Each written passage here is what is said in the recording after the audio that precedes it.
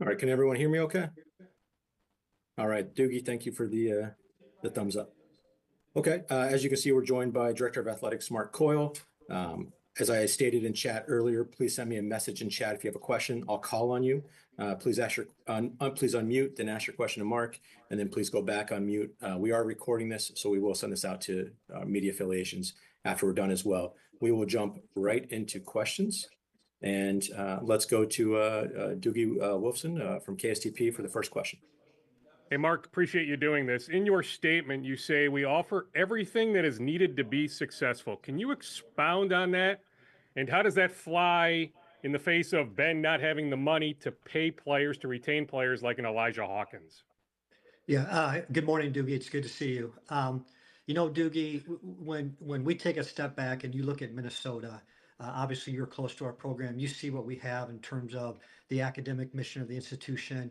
You look at our athletic facilities, we have a state-of-the-art practice facility, state-of-the-art mental health resources, academic advising for our student athletes. We have a historic venue that we play in terms of Williams Arena. And obviously in the last 2-3 years, NIL has completely changed college athletics. And as we move forward with a potential House settlement, hopefully we'll have a decision in April. As we move forward with the potential House settlement, we feel like from an institutional NIL revenue perspective that we will put our basketball program in a very good position. I think our NIL has been competitive and we've done a good job in terms of the money we've raised for all of our sports programs. But Doogie, I'll add this.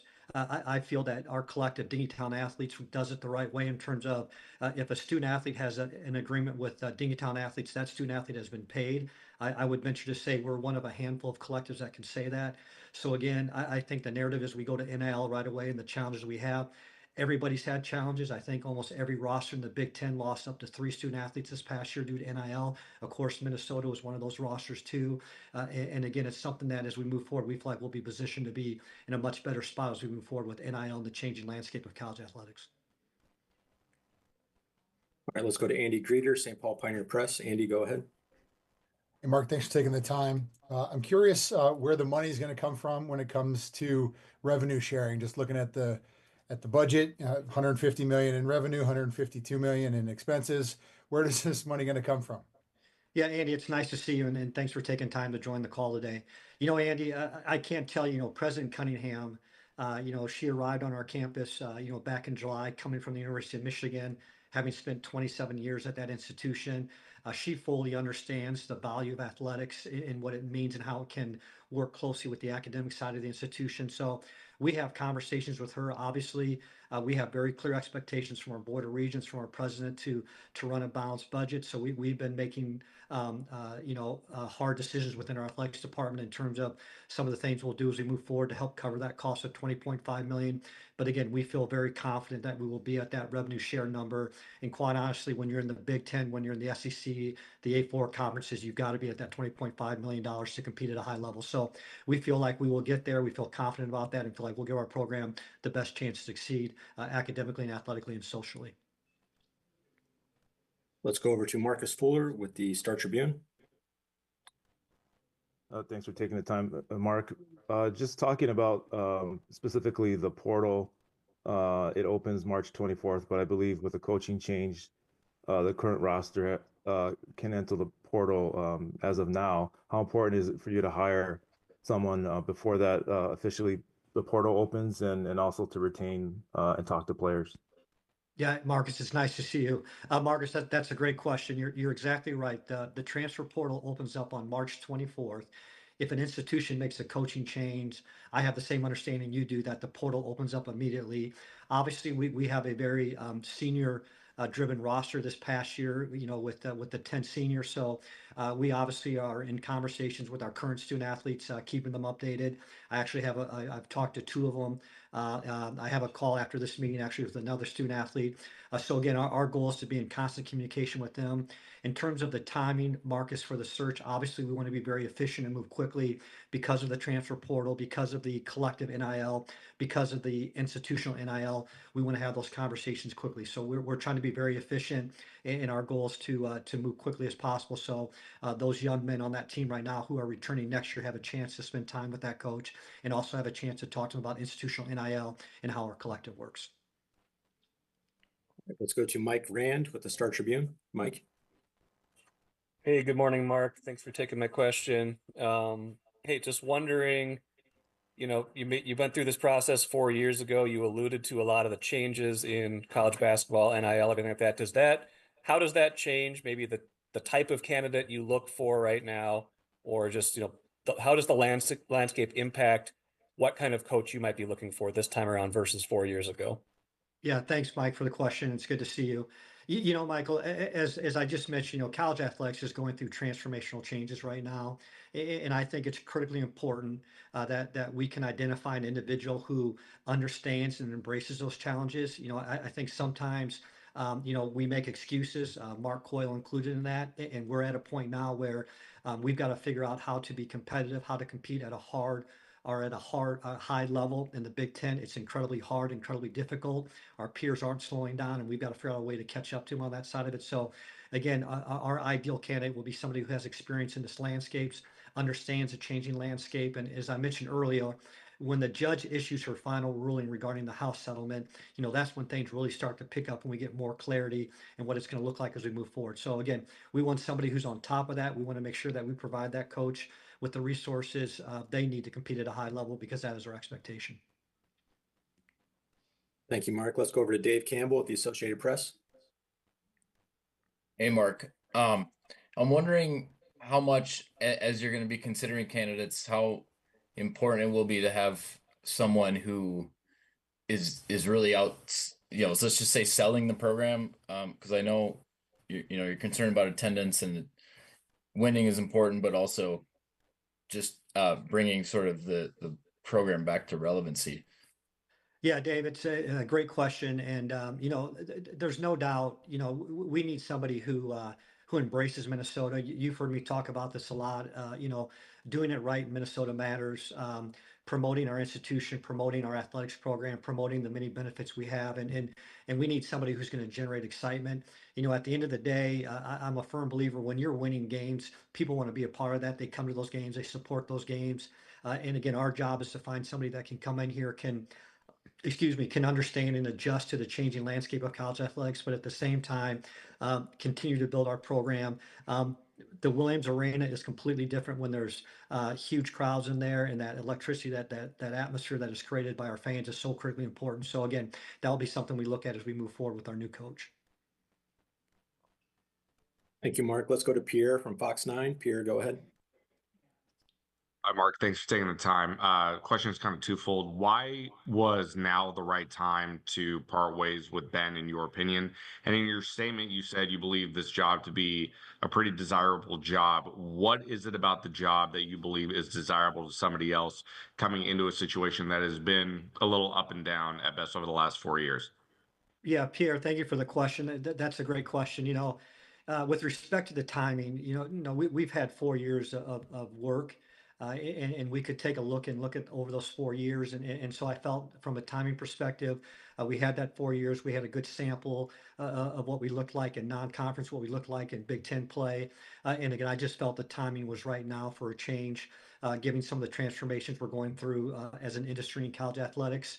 And then with respect to the second question, I think Minnesota, we do not take for granted at all that we're a member of the Big Ten Conference. And selfishly, I feel like Minnesota, the Big Ten Conference is one of the most elite conferences out there. You hear a lot of conversations with the Big Ten, the SEC. I've had a chance to attend AD meetings with the Big Ten and the SEC leaders, with both commissioners. I think the A4 with the ACC and the Big 12.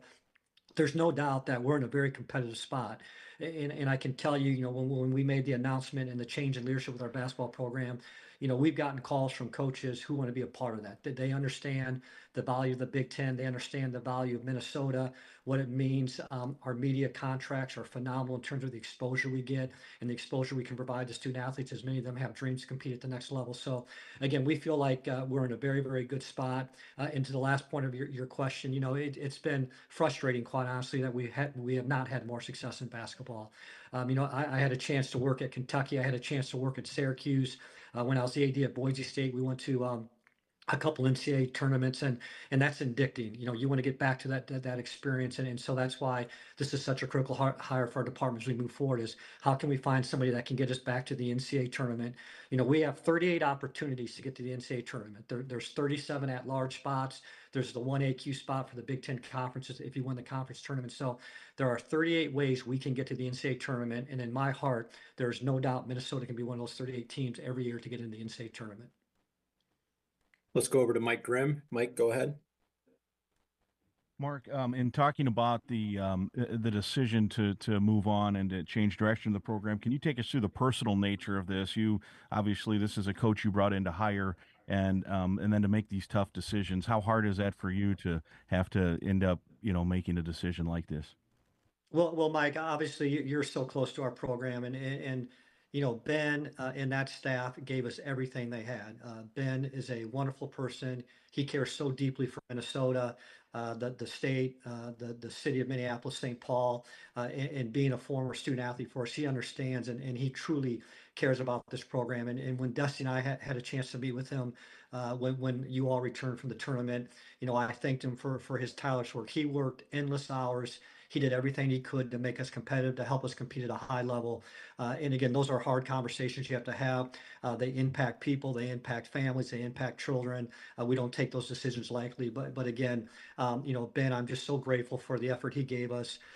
Like him, I'm disappointed that it didn't work out. But again, just really grateful for his time, the effort he gave us, the effort his staff gave us, all wonderful people who care deeply. And there's no doubt that there has a huge impact on them as they move forward. I see 3 more questions in the chat, so we'll go ahead and finish with those final 3. We'll go back to Andy Greeter. Andy, go ahead. Mark, what did you hear from boosters about a call for change within the program? Because obviously their support is so vital when it comes to NIL. Yeah, Andy, to be honest with you, Andy, I've had conversations with many of our supporters, those people who rank high in the Golden Gopher Fund and those people who may not have been able to contribute as much money yet to the Golden Gopher Fund. And people were supportive of Ben. I think people recognize that we needed more consistency.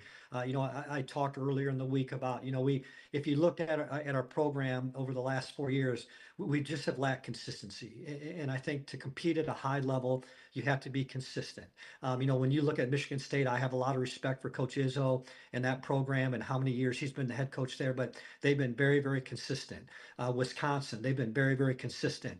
Illinois, when Coach Underwood got there, he's been very, very consistent since he's gotten there. And I think that consistency is the key. So again, I didn't hear from a lot of donors who were like, oh my gosh, we need to do something right now. I did have conversations with some who expressed concern with the direction of the program. But again, people were very supportive of Ben, the student athletes. And again, at the end of the day, I had to make a very difficult decision to change leadership and go in a different direction. We'll go back to Darren Wolfson with KSTP, and then we'll finish with Marcus Fuller from the Star Tribune. So Doogie, go ahead. All right, thanks, Paul. Mark, I love the third person drop earlier. That was fantastic. Can you clarify? So you said you've received calls from current coaches already. Are those coaches that are interested in the job, and how far down the road are you in this search? Yeah, well, Doogie, thanks. Obviously, I've got great people back on campus right now. Julie Manning, Dusty Clements, Paul, and others. Jeremiah Carter, Kevin Gomer, Tricia Butke, et cetera, Peyton Owens. I've got great colleagues who I work with, and I've been able to. Obviously, I'm here in Indianapolis with Selection Week, but I'm able to visit with coaches. I've been working closely with my staff back there. We've had some positive conversations with people, and to Marcus's earlier question, I believe Marcus asked a question about the transfer portal, the March 24th date, and those type of things. So again, we want to be efficient, we want to move quickly, but I've been able to have conversations with a handful of people, working closely with my staff to gather information, to see who else might be out there that we need to talk to or visit with. But I'm very pleased with the conversations, and again, our goal is to move efficient as quickly as possible to get the right person to help this program compete at a high level. Thank you, Mark. We'll go ahead and finish with Marcus Fuller. Marcus, go ahead. Sorry, I had to unmute myself. Sorry, there's a couple questions. One, currently, is there anyone in charge of the team as far as an interim coach while the process goes on? Obviously, on the staff, someone like Dave Thorson, who's had such a long history of, with Minnesota basketball and also high school basketball. how key would it be to retain maybe an assistant or a staff member, part of Ben's staff that have been around for a little bit, and also are using a search firm in this process? Yeah, thanks, Marcus. So I fully agree with your comments about Dave Thorson. We have asked Dave to stay with us during the interim period to serve and work with us with the student athletes to help us make sure we continue to communicate with them and keep them in the loop as we go through this process. And Ryan Livingston, you all know Ryan, our director of basketball operations, associate athletics director, has been with us, I think, 10 years, does a wonderful job. So we've asked those two to be with us as we work our way through this process, and just really thankful for their professionalism and their expertise and guidance to work our way through this process. And with respect to a search firm, Marcus, at this time, we have not retained one. That could change, but at this time, I've been working closely with Dusty, with Julie, my staff, and myself in terms of vetting our way through some coaches. But again, we've not made a decision on a search firm yet. All right, Mark, I want to thank you for joining us. Members of the media, I want to thank you for joining us as well. Again, we did record this, so I will send this out to our email distribution list. Thank you again, everyone, for joining us. Have a great rest of your day. Thank you, Mark. Thanks, Mark. Appreciate it.